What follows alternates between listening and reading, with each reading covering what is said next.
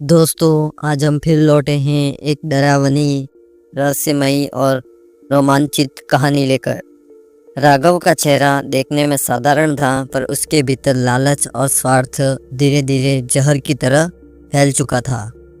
वह अकाउंट्स का काम करता था, पैसे गिनने बांटने की जिम्मेदारी उसी पर थी।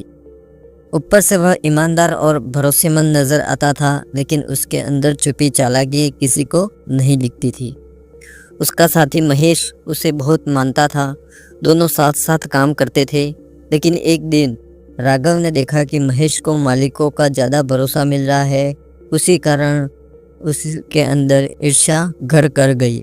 ईर्ष्या की आग में जलता राघव सोचने लगा, अगर महेश यूं ही आगे बढ़ता रहा तो मैं उससे पीछे रह जाऊंगा और सारा फायदा उसी को मिलेगा। धीरे धीरे राघव ने पैसों में गड़बड़ी करनी शुरू की। पहले छोटे छोटे हेरफेर, फिर बड़े। महेश को शक हुआ और उसने राघव से सवाल किए। राघव को लगा कि अब उसकी पोल खुल जाएगी। लालच और डर ने उससे इतना अंधा कर दिया कि उसने निश्चय कर लिया कि महेश को रास्ते से हटाना पड़ेगा। एक रात जब ऑफिस से निकलकर महेश अकेला गली से जा रहा था, राघव उसके पीछे पीछे गया। सुनसान अंधेरी गली में कुत्तों के भौंकने की आवाज़ गूंज रही थी। बिजली के खंभे की मध्यम रोशनी में महेश अचानक मुड़ा और बोला, राघव, तुम यहाँ इस वक्त यहाँ क्या कर रहे हो? लेकिन राघव ने कोई जवाब नहीं दिया। उसने पीछे से वार किया। महेश चीख भी न सका। कुछ ही पलों में उसका शरीर जमीन पर निढाल होकर गिर पड़ा।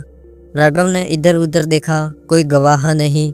उसने जल्दी से शव को घसीटा और पास की खाली जगह पर फेंक दिया। उसके दिल में संतोष आया, अब कोई मुझे पकड़ नहीं सकता। सबूत भी मिटा दिए गए, मामला खत्म हुआ। लेकिन मामला वही खत्म नहीं हुआ था, यह केवल उसका भ्रम था। घर लौटते वक्त उसने महसूस किया कि कोई उसके पीछे पीछे चल रहा है।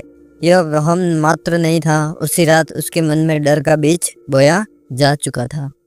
अगले दिन बाजार में भीड़ भाड़ के बीच अचानक उसे महेश नजर आया। वही चेहरा, वही आंखें जो उसे घूर रही थी। उसका दिल धड़कने लगा, माथे पर पसीना आ गया। उसने आंखें झपकाई तो वो भीड़ से गायब हो गया। राघव ने चारों ओर देखा, लेकिन कोई नहीं। उसने खुद को बार बार समझाया, नहीं, यह सच नहीं हो सकता। मैंने अपनी आंखों से देखा है, महेश मर चुका है। लेकिन दिल मानने को तैयार नहीं था। ऑफिस में बैठा हाईले देख रहा था, तभी शीशे की खिड़की में उसे किसी की परछाई नजर आई। वह मुड़ा, कोई नहीं था। रात को खाने की मेज पर बैठा तो लगा सामने की कुर्सी पर कोई बैठा है और उसे घूर रहा है। अब उसका डर धीरे धीरे पागलपन में बदल रहा था। उसने डॉक्टर से मदद ली। डॉक्टर ने गहरी सांस लेते हुए कहा, राघव, ये सब तुम्हारे अपराध बोध की वजह से हो रहा है। इसे गिल्ट कॉम्प्लेक्स कहते हैं। इंसान जब गुनाह करता है तो उसका बोझ उसे भ्रम दिखाने लगता है। तुम्हें जो नजर आ रहा है वो सच नहीं है। लेकिन राघव चीख पड़ा, नहीं डॉक्टर साहब, वो भ्रम नहीं है, वो सच में आता है। बस खड़ा होता है, मुझे देखता है और फिर गायब हो जाता है। आप समझ नहीं पा रहे हैं, वो मुझे चैन से जीने नहीं देगा। डॉक्टर ने गंभीर स्वर में कहा, राघव, तुम कानून से बच सकते हो, लेकिन अपने ज़मीर से नहीं। तुम्हारा अपराध बोध ही तुम्हें खा रहा है। राघव ने डॉक्टर की बात सुनी, पर उसे यकीन न हुआ। उसे लग रहा था कि महेश सचमुच उसका पीछा कर रहा है। रात को जब वह सो रहा था तो सपनों में वही दृश्य दोहराया जाता। महेश उसके कमरे में खड़ा मिलता, बिस्तर के पास आकर कहता, राघव, तूने मुझे क्यों मारा? राघव चीख कर उठता, पसीने से भीगा हुआ। वह लाइट जलाता, चारों ओर देखता, लेकिन वहाँ कोई नहीं होता। ऐसा उसके साथ दिन पर दिन बढ़ता जा रहा था और वो ज़्यादा मानसिक रूप से असंतुलित हो गया था। वह ऑफिस में ठीक से काम भी नहीं कर पाता। खाने पीने की इच्छा खत्म हो गई। आंखों के नीचे काले घेरे, चेहरा सूखा और पागलों जैसा हो गया। राघव अपने कमरे में अकेला बैठा था।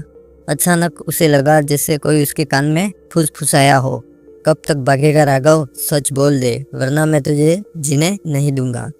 उसका दिल तेजी से धड़कने लगा। उसने कांपते हाथों से दरवाज़ा खोला और भागते भागते सीधा थाने पहुंच गया। थाने के दरवाजे पर खड़े सिपाही ने चौंक कर पूछा, क्या हुआ? राघव हाँफते हुए बोला, मैंने कत्ल किया है, महेश का कत्ल। पुलिस वाले हैरान हो गए। उन्होंने उससे पूछा, लेकिन तुझे कैसे लगा कि कोई तुझे देख रहा है? राघव पागलों की तरह हंस पड़ा और बोला, क्योंकि वो यही है, अभी भी खड़ा है आपके पीछे। सिपाही झटके से पीछे मुड़ा, वहाँ कोई नहीं था। राघव जमीन पर गिर पड़ा, कांपता हुआ बोला, पागलों की तरह चिल्लाता, वो यहाँ है, मुझे देख रहा है, वो मुझे छोड़ेगा नहीं। अगले दिन अखबार में छपा, महेश के कत्ल का गुनाह कबूल करने वाले राघव को पुलिस ने गिरफ्तार किया। डॉक्टरों का कहना है कि अपराध बोध ने उसे पागलपन की कगार पर पहुंचा दिया था। तो दोस्तों, कभी कभी अपराध बोध ऐसा होता है कि सच्चाई बाहर अपने आप ही आ जाती है।